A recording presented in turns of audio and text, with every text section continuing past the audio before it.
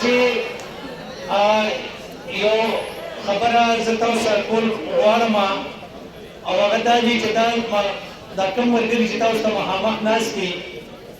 ناصر صاحب راغی پرنسپل صاحب راغی د دې متعلق یې ښه پوره ښه ډیټیل سره خبرې وکړې چونکې ټایم هم په تار کې نو زه ورته ډېر ډیټیل کې نه ځم خو دا هغه استادان دي بچې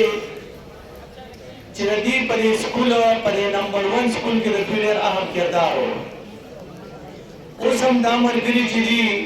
اوس هم راځي چې کله داسې موږ ته سخته مسله راغلې ده داسې ایشوز راغلي دي دې ملګرو زموږ تپوس کړی دی نو دا سر زه ستاسو ډېر شکرګزار یم او تاسو ته مبارکبادي درکوم چې خدای پاک درته په روغ صحت سره په عافیت سره دا خپل ریټایرمنټ دا دور وکړو او بچې یو خبره دا زما یاد وساتئ دا مخامخ چې تاسو ته کوم ناست دي ته وایي معلمین او د هغې متعلق د معلم متعلق زموږ د خوږ نبي حضرت محمد صلی الله علیه وسلم ارشاد مبارک دی چې مجھے معلم بنا کر بھیجا گیا بچے دا ډیره زبردست پیشه ده معلم خود بادشاہ نہیں ہوتا مگر بادشاہ بناتا ہے تاسو ټولو ته پته ده د ارسطو د سکندر اعظم دا خبره زما له غور سره واورئ بچې एरिस्टोटल और great Alexander دوی د دوی نه به تاسو واقع پې یو ځل دا دواړه روان وو ارسطو چې دی نو دا ډېر عظیم فلاسفر تیر شوی دی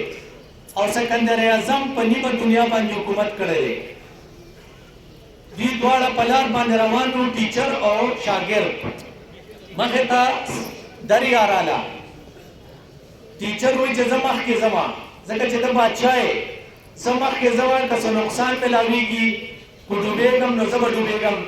تا ته د ملک ضرورت دی تا ته د دنیا ضرورت دی سکندر اعظم وایي چې زه به په دې دریا باندې مخکې ځمه دواړه خپلو کې نښتي دي اخر دا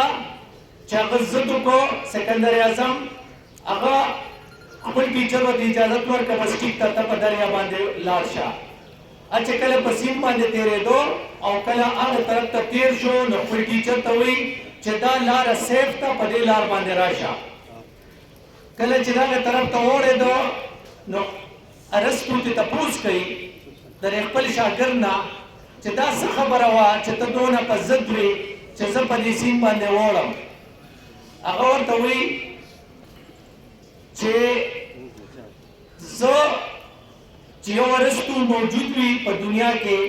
چې یو استاد موجود وي زما په شان ډېر سکندر اعظم به پیدا کړي حکومت مطلب دا دی که ته نه وې دا ډېره مشهوره خبره ده بچې او که ته نه وې که نه نو ما بل ارسطو نشو پیدا کولی ټوله دنیا ته را یو ځای شي بل ارسطو به پیدا نه کړي بچې دا د استاد قدر دی موږ ته خپل تاریخ خپلو مشرانو د استاد قدر د استاد عزت ښودلی دی پکار دی چې دواړو ضرورت پرانیشي چې موږ تاسو ته وایي چې یاره چپ کې کښېنې تا خبره وکړې بچې تاریخ ګواه دی د حضرت محمد صلی الله علیه وسلم چچازاد د هغه کزن عبدالله ابن عباس رضی الله تعالی عنه هغې به چې کله د یو صحابي نه حدیث اورېدو دپاره اراده وکړه او لاړو نو بچې هغې ور سره به ناست و ور قدرې به یې نه شو ډبولی دونه جرأت به یې نه شو کولی چې خپل ټیچر ته به یې ناکینګ کړی او بچې هغه ټیچر به انتظار کو دغه صحابي به انتظار کو چې دا صحابي کله د کوره روزي چې زه ته دا حدیث تپوس وکړم دونه انتظار به بچې کو اوس موږ 15 منټه انتظار نه شو کولی 3 منټه انتظار نه شو کولی بچې 1400 سال وشو موږ د هغې هسیانو خبرې دلته کوو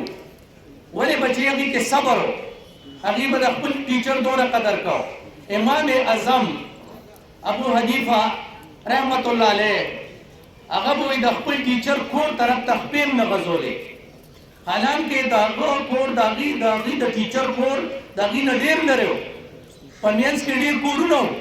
خو د هغوی کور طرف ته به یې خپې قدرې نه غځولې امام شافعي رحمت الله علیه بچې هغې چې وایي کله خپل ټیچر سره ناست و د خپل کتاب پیجونه به یې اړولو نو ډېر په خاموشۍ سره به پیجونه اړول چې زما ته استاد ته تکلیف میلو نشي، زما استاد ډسټرب نشي بچې. هارون رشید باچا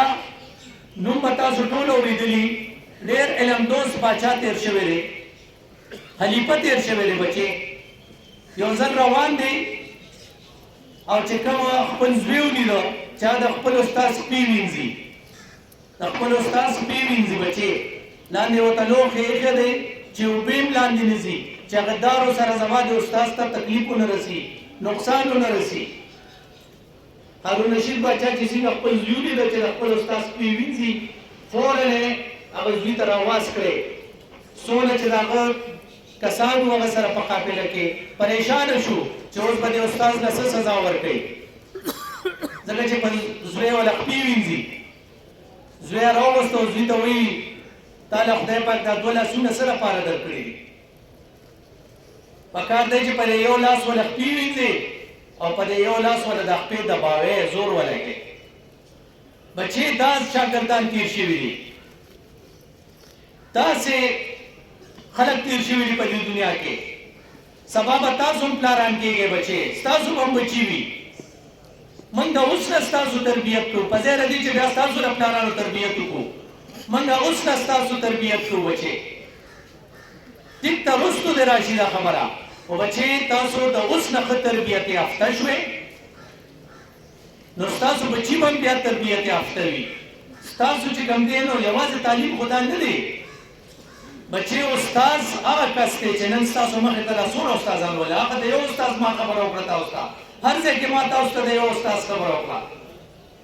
سکندر اعظم د خپل یو استاد قدر کړی دی، په نیمه دنیا باندې حکومت کړی دی بچې. ما تا ټول عمر تېر کړو، ځان له یو کور قدرې نه شو اخیستی، ځان له یو سایکل نه شو اخیستی، ځان له یو موټر سایکل نه شو اخیستی. تاسو د دې خپلو استادانو قدر وکړئ بچې،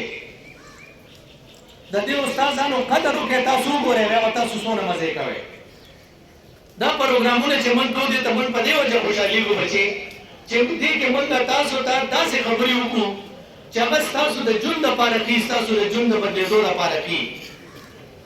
استاد ستاسو لپاره څېړی ده بچې، تاسو د پستی نه هغې سر ته رسوي بچې. تاسو کوم ځای کې ټارګېټ دی چې زه هغلته رسېدل غواړم، د دې استاد په دې په بنیاد باندې به ته هغه سر ته رسې. دا به ته ځان له بحث کوې بچې. دغسې استاد ګوره په خپله ځان سوځوي، په خپله ځان تکلیف کې اچولی دی، د خپلو بچو ټیم یې تاسو له درکړی دی، د خپل لایف د ټولو نه قیمتي ټایم استاد تاسو له درکړی دی. بچې افسوس چې هغه تاسو هغه ضایع کوئ. د نن نه پس دا زموږ دا درانه مېلمانه چې راغوښتي دي موږ دا د دې لپاره دي، دې خپلې کوششونه خپلې هلې ځلې وکړئ، خپل ځانونه یې چې کوم دی نو ویلې کړل، خپل عمرونه یې وخوړل. د دوی شکلونه داسې نو دي چې کله دوی سکول ته راتلل د دوی شکلونه داسې نو. دا ولې ستاسو لپاره هغوی دا خپل شکلونه دا بلکل بدل کړل، د دې لپاره یې وکړل چې سبا زما دا بچې دا سبا کامیاب وي. خپل بچي ته دومره ټایم نه دی ورکړی چې څومره ټایم یې تاسو له درکړو. اوس هم دا زما چې دا څومره ملګري ناست دي زه پرې فخر کوم. زما ټول ګورې ډېر ګریټ ټیچران دي، ما سکولونه کالجونه دا ټول یونیورسټي پورې زه پاتې شوی یم. زه په اوس یو ټیم کې دی هر ځای کې زما سټوډنټان دي، زما د یونیورسټۍ سټوډنټان شته، زما د کالج سټوډنټان شته، زما د سکول سټوډنټان شته. خو بچې دا یاد وساتئ چې کوم کس د خپل استاد قدر وکړو، د خپل استاد خبرې ومنله، هغه سړی کامیاب شوی دی. دا په دې باندې نه کېږي چې ته غټې غټې ډګرۍ والا، دا په دې باندې نه کېږي چې ته یاره کالج ووایو یونیورسټي ووایه.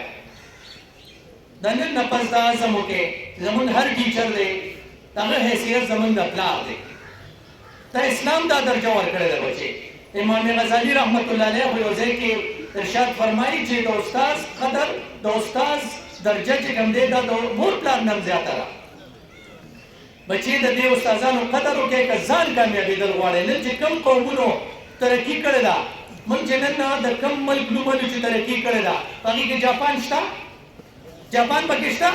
چې کوم ملک ترقي کړې ده، ملکونو ترقي کړې ده په هغې کې جاپان شته. بچی جاپان ملک ابن انشا وایي چې زه خپل پروفیسر لاړم جاپان ته او ما سره ولاړ دی ما سره خبرې کوي او د هغه شاته چې کوم سټوډنټان ځي ټوپونه وهي نو چې ما ته بیا تپوس وکړو ما ورسره مصافحه کوله اجازت مې اخیستلو تپوس مې ته وکړو چې سر ستاسو شاته هلکان روان وو هغوی به ټوپونه وهل وی چې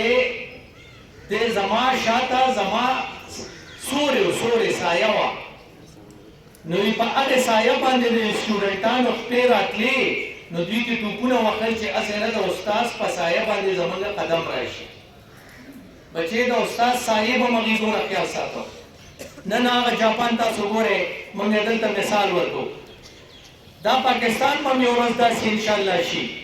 چې دې مثالونه به ټول دنیا ډېرو ملکونو کې خلک ورکوي علي به کېږي بچې چې ما ورته ځان بدل کړو چې زه بدل شوم زما په دې لاره تګ بدل شو زما دا نو زه ټایم مې زما په خیال وګود کړو نو په دې وجه به چې زه تاسو ته په اخره کې زه د خپلو ملګرو زما چې کوم دا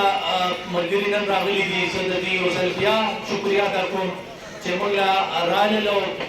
موږ له زموږ د پروګرام ته چې کوم دی نو عزت افزایي ورکړه او ستاسو د ټولو ملګرو د دې پروګرام چې څومره منتظمین دي